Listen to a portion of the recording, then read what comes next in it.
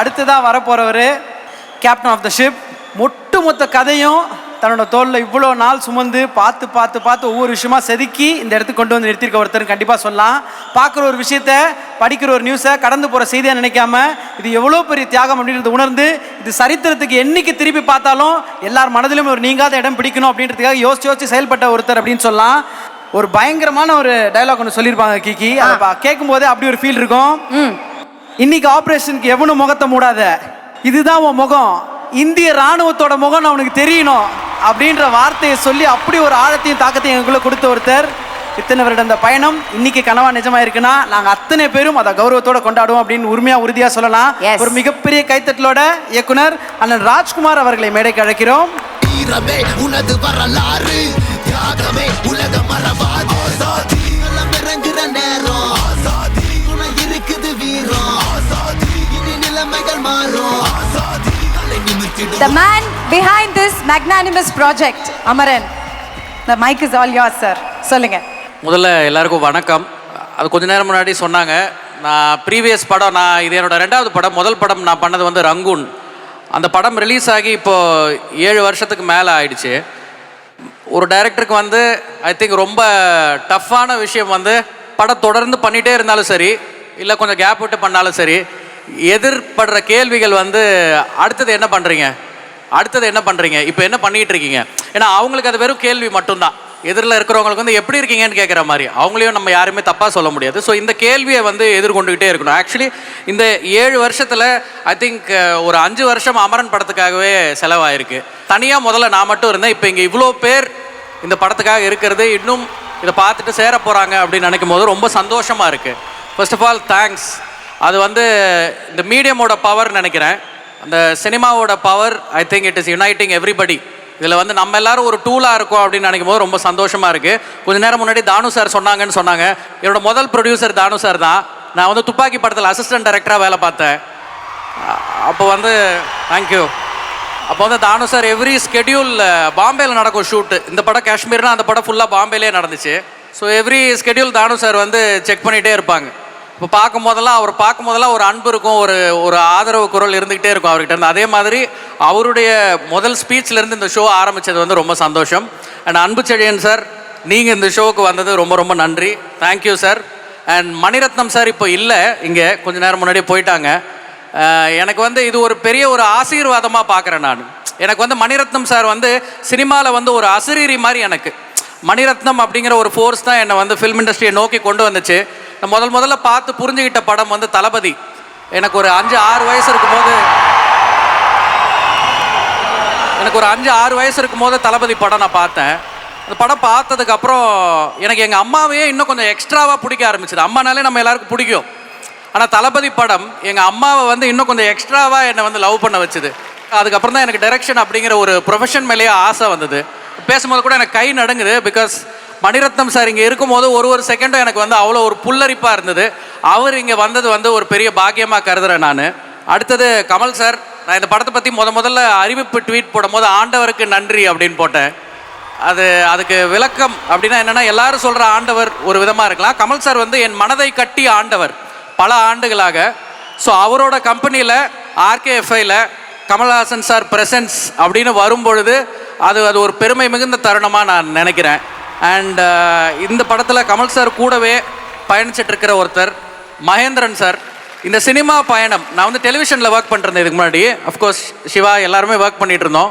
அதில் வந்து television to cinema அப்படிங்கிற அந்த டிரான்சிஷனுக்கு வந்து எனக்கு ஒரு முக்கியமான ஒரு பக்க பலமாக அந்த சமயத்தில் ஒரு கரெக்டாக நிறைய பேர் லைஃப்பில் வந்து அப்படியே ஏஞ்சல்ஸ் வந்துகிட்டே இருப்பாங்க. அப்பப்போ ஒரு ஏஞ்சல் வரும். அந்த ஏஞ்சல் தான் வந்து நம்மளை கைப்பிடிச்சி கூட்டிகிட்டு போகிறதா சொல்லுவாங்க. அது கடவுள் நம்பிக்கையாக இருக்கலாம், இல்லை உங்களோட பெற்றோரோட ஆசீர்வாதமாக இருக்கலாம், என்ன வேணா இருக்கலாம். அப்படி ஒரு முக்கியமான ஃபோர்ஸாக நான் 2011 மகேந்திரன் சார் எனக்கு பண்ணிவிட்ட ஒரு ஹெல்ப் வந்து நான் காலத்துக்கும் மறக்கக்கூடாதுன்னு நினைக்கிறேன். அவர் தான் வந்து என்னை AR முருகதாஸ் சார்கிட்ட ஒர்க் பண்ண சேர்த்து விட்டார். நான் ஆக்சுவலாக ஒரே ஒரு படம் தான் ஒர்க் பண்ணேன், துப்பாக்கி. அந்த படத்தில் என்னை வேலைக்கு சேர்த்து விட்டவர் வந்து மகேந்திரன் சார். இன்றைக்கி அவரும் கூட இந்த படத்தில் ப்ரொடியூசராக இருக்கிறது வந்து எனக்கு ரொம்ப சந்தோஷமாக இருக்குது. அண்ட் அது தவிர வேறு நிறைய தருணங்களில் அவர் வந்து ஒரு பெரிய ஒரு ஆபத் பாண்டவர் மாதிரி ஒரு தைரியமாக ஒரு தூணாக இருக்கார் எனக்கு. Thank you Mahendran sir for that. இப்போது அமரன் படத்தை பற்றி வரலாம். அமரன் படம், first of all I would like to thank major Mukund Varadarajan. என்ன விஷயம் அப்படின்னா, இன்றைக்கி இங்கே இவ்வளோ பெரிய விழா எடுக்கிறோம், எல்லாருமே கொண்டாடுறோம். இந்த தீபாவளிக்கும் இந்த படம் ஒரு கொண்டாட்டமான படமாக தான் இருக்கும். நம்ம வந்து ஒரு ட்ரூ ஹீரோவை செலிப்ரேட் பண்ண போகிறோம் அப்படிங்கிறது தான் இந்த படத்தோட ஒரு பாட்டம் லைனாக ஆஸ் அ டைரக்டராக நான் சொல்லணும்னு நினைக்கிறேன்.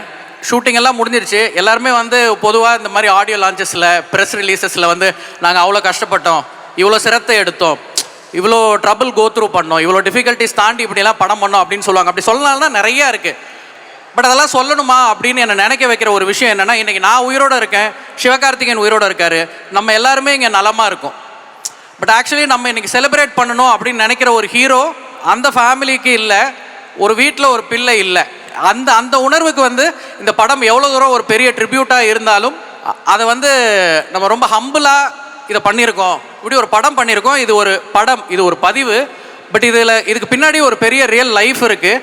அண்ட் இது ஒரு பானை சோற்றுக்கான இல்லை ஒரு பெரிய இந்த உலகளவில் இருக்கக்கூடிய ஒரு பெரிய ஆகாரத்துக்கான ஒரு சோற்று பதம் தான் இந்த படம். ஏகப்பட்ட சோல்ஜர்ஸ் இந்த மாதிரி இருக்காங்க, அவங்களுக்கு பின்னாடி நிறைய ஃபேமிலிஸ் இருக்குது. ஸோ அவங்க எல்லாத்துக்குமான ஒரு பொதுவான ஒரு சாம்பிள் ட்ரிபியூட்டாக அமரனை நீங்கள் எடுத்துக்கலாம். Like to thank my team starting with my DOP CH சாய்க்கு வந்து இது முதல் படம். ஆனால் நீங்கள் படம் பாருங்கள். நான் ஒரு 2 நாள் முன்னாடி டீசர் மணிரத்னம் சார்கிட்ட காமிச்சேன். அப்போ ஆஃபீஸில் இருந்தவங்களாம் கேட்டாங்க, டிஓபி யார் அப்படி கேட்பாங்க. ஃபஸ்ட்டு படம் எல்லாம் நல்லா இருக்கு எல்லாம் சொல்லிவிட்டு படத்தோட டிஓபி யாருன்னு கேட்பாங்க. ஸோ அது வந்து சிஹெச் சாய். கண்டிப்பாக சாய் வந்து வருங்காலத்தில் ஒரு முக்கியமான ஒரு கேமராமேனாக இருப்பார். Thank you Sai, thank you. அண்ட் அடுத்தது, நான் எவ்வளோ நாள் இந்த படத்துக்கு உழைச்சிக்கிட்டு இருக்கேனோ அதே அளவுக்கு என் கூட சரிசமமாக ஃப்ரம் தி ஸ்டார்ட் இன்றைக்கி நைட்டு கூட போய் அந்த ட்ரெய்லருக்கான கட்டை ஃபைனல் பண்ணி கொடுக்குற வேலை வரைக்கும் என் கூடவே இருந்து பயணிச்சுட்டு இருக்கிற என்னோட பிரதர் மாதிரி என்னோட editor Kalaivanan. Thank you Kalai. And art director Sekar sir இருந்தார். சேகரோட டீம் பிரேம் நிறைய பேர் இருக்காங்க. இது மாதிரி டெக்னீஷியன்ஸாக நிறைய பேர் இந்த படத்தில் வந்து உழைச்சிருக்காங்க. அண்ட் ஜிவி பிரகாஷ் ப்ரோ, இன்றைக்கி இந்த ஷோவோட ஹீரோ ஜிவி பிரகாஷ் தான். அண்ட் ஜிவி பிரகாஷ் பற்றி நான் சொல்லணுன்னா, சி ஹி இஸ் டன். இப்போ கொஞ்ச நாள் முன்னாடி ஹே மின்னலே சாங் லான்ச் ஆகும்போது 700th சாங்னு போட்டாங்க. And he is done more then 100 films. 100 படம் பண்ண ஒரு மியூசிக் டைரக்டர். நான் ஒரு 1.5-2 வருஷம் முன்னாடி அவருக்கு இந்த கதையை சொன்னேன். இன்னும் கொஞ்சம் அதிகமாக கூட இருக்கும். கதை சொன்னோன்னா கேட்டுட்டு ரொம்ப எக்ஸைட் ஆகி அவர் அப்போவே வந்து 3-4 பாட்டை கம்போஸ் பண்ணி கொடுத்துட்டார். இன்ஃபேக்ட் நான் ஒரு இடத்துல இன்டர்வியூவில் சொல்லும் போது கூட எல்லா பாட்டும் கம்போஸ் ஆகிடுச்சின்னு சொல்லியிருப்பேன். ஒரு 5-6 பாட்டு கம்போஸ் பண்ணிட்டார். அது எல்லாமே கிளாசிக்ஸ், அதெல்லாம் வேறு படங்களில் கூட இடம்பெறலாம், அவ்வளோ நல்ல டியூன்ஸ் எல்லாமே. பட் நான் படத்தை வந்து ரஃப் கட் கொண்டு போய் இவர்கிட்ட காமிக்கும் போது, இதுதான் படம், இதுக்கு பேக்ரவுண்ட் ஸ்கோர் பண்ணணும் அப்படின்னும் பொழுது அவராகவே என்கிட்ட சொன்ன முதல் விஷயம், இல்லை நான் எல்லா பாட்டையும் மாற்ற போகிறேன் அப்படின்னு சொல்லி, இப்போ நம்ம கேட்டுட்ருக்கிற பாட்டு எல்லாமே கடந்த ஒரு 40 நாளில் அவர் மறுபடியும் இந்த படத்துக்காக கம்போஸ் பண்ணி கொடுத்த பாடல்கள் தான். ஸோ அதுவே வந்து அது வந்து ஐ திங்க் எவ்வளோ பேர் அப்படி அவ்வளோ ஈஸியாக சொல்லுவாங்கன்னு தெரில. And I love the way he said. அதை பார்த்துட்டு அப்புறம் இல்லை இதுக்கு நான் வேறு மாதிரி மியூசிக் பண்ணணும்னு நினைக்கிறேன், பரவாயில்ல நான் தான் பண்ணேன், நான் அதை திருப்பி பண்ணுறேன், இது ஒரு பெரிய பிரச்சனை இல்லைன்னு சொல்லி அவராகவே அதை முன்னெடுத்து அவராகவே அதை பண்ணி கொடுத்தாரு. Thank you bro, you very very special. Your music is also special. Thank you. And Sai Pallavi,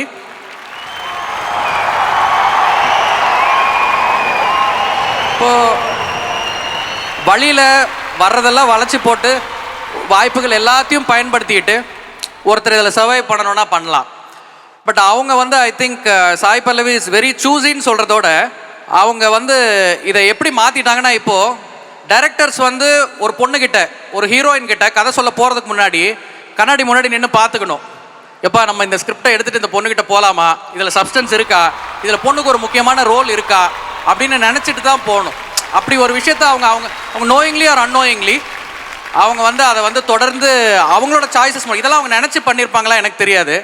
but எல்லாருக்குமே ஒரு பெரிய ரெஸ்பான்சிபிலிட்டி வந்து அவங்கக்கிட்ட ஒரு ரோலை எடுத்துகிட்டு போகிறதுக்கு முன்னாடி வருது டைரக்டர்ஸுக்கு. ஐ திங்க் நிறைய டைரக்டர்ஸ் ஒத்துப்பாங்கன்னு நினைக்கிறேன். பெண்களை நோக்கி ரொம்ப ரெஸ்பான்சிபிளாக மாற்றுற ஒரு ஃபோர்ஸாக சாய் பல்லவி இருக்காங்க. I think that's a commendable thing. Thank you for coming on board. And Sivakarthikeyan, எல்லாருக்கும் ஒரு ஆச்சரியம் இருக்குது.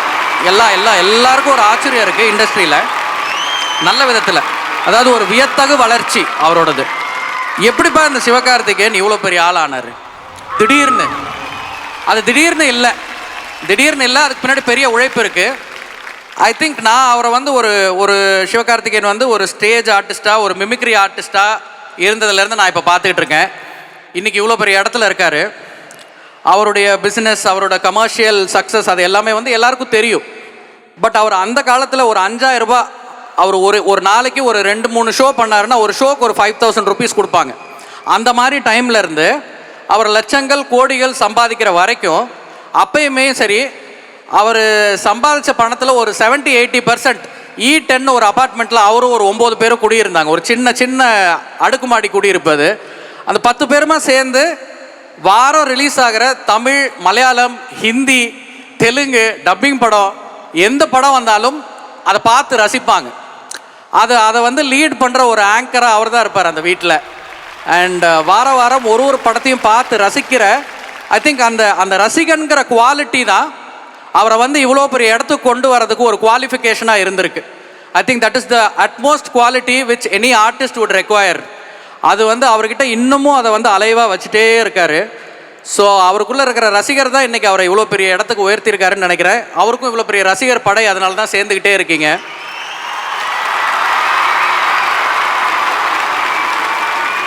இதை தாண்டி மேஜர் முகுந்த் வரதராஜன் சார் உடைய ஃபேமிலிக்கு நான் என்ன சொல்லுவேன்னா, மேஜர் முகுந்த் வரதராஜன் சார் வந்து எல்லையில் இந்த மாதிரி பண்ணார், அந்த மாதிரி பண்ணாருங்கிறதெல்லாம் இந்த படம் பேச போகுது. இந்த படம் என்ன கதை பேச போகுதுன்றது நீங்கள் படத்தை பார்த்துட்டு நீங்கள் சொல்லுங்கள்.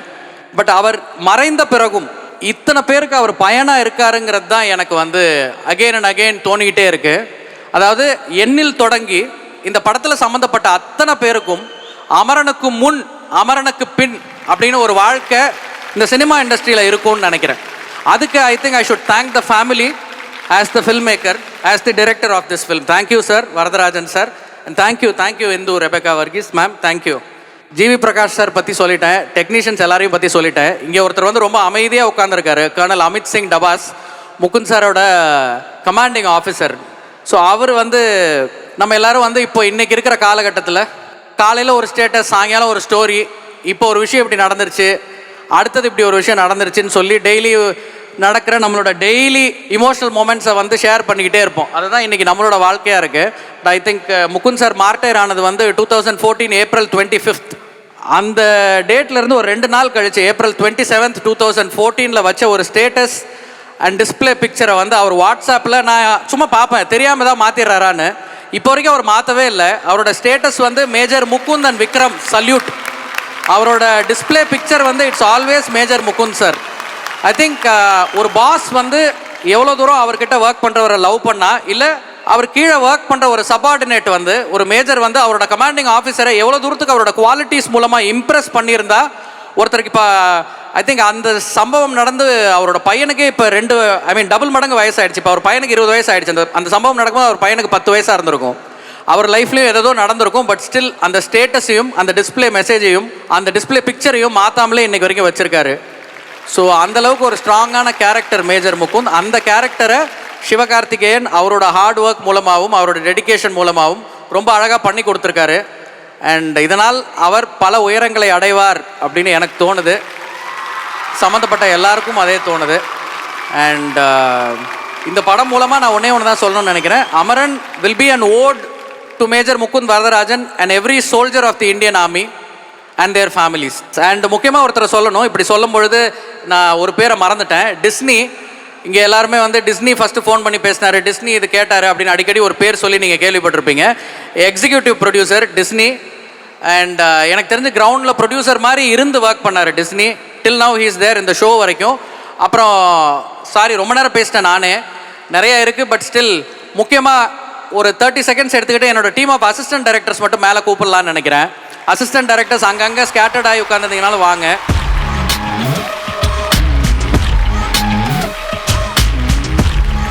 இஸ் பிரகாஷ், இஸ் அஜித் கண்ணன், நவீன், அர்ஜுன், சுர்ஜித், அகிலா, ராஜ்கண்ணன், ஜெய் வீரன், சாம், இது தவிர குமரேஷன், தீனன் அப்படின்னு 2 பேர் ஒர்க் பண்ணாங்க. ஒரு பாதி முக்கால்வாசி படம் வரைக்கும். சில சூழ்நிலைகள்னால அவங்க இன்னைக்கு இல்லை. ஸோ இவங்கெல்லாம் வந்து என் கூட இந்த படத்தில் ஸ்டார்டிங்லேருந்து இருந்துகிட்டே இருக்காங்க, இப்போ வரைக்கும் இருந்துகிட்ருக்காங்க. என்னை விட அதிகமாக உழைத்தவர்கள் இந்த படத்துக்குன்னு சொல்லணும்னா அது இவங்க தான். காடு மேடு மலை எல்லாத்துலையும் எனக்கு முன்னாடி ஒரு 10 அடி அப்படி தாண்டி நிற்பாங்க. I think I'm gifted with such a nice team. Thank you. Thank you so much. நீங்கள் ஸ்டே பேக் பண்ணுங்க. And thanks to assistant directors and team.